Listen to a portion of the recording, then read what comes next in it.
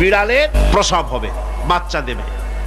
বিড়াল তখন ঘরের মধ্যে পেরেশান হয়ে ঘুরতে থাকে, একটা নিরাপদ জায়গা খোঁজে। প্রসব করার 2-3 দিন আগের থেকে খুঁজতে থাকে তার জন্য নিরাপদ জায়গা কোনটা। এরপরে খুঁজতে খুঁজতে প্রসবের দিন সে সত্যিকারের ঘরের মধ্যে সবচেয়ে কোনা কানা জায়গা যেটা, সেই রকমের একটা নিরাপদ জায়গা সে বেছে নিল। এরপরে বাচ্চা হলো।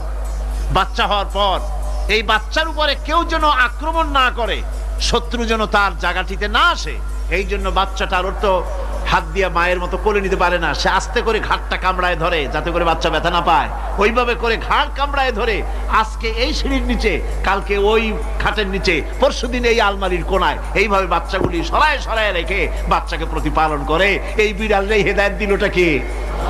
যিনি দিলেন তার নাম রব, তিনি হচ্ছেন রব্বুল আলামিন। সন্তান প্রতিপালনের ব্যবস্থা শুধু দুনিয়ার মানুষকেই দেন নাই, প্রাণী জগৎকেও দিয়েছেন। সুবহানাল্লাহ।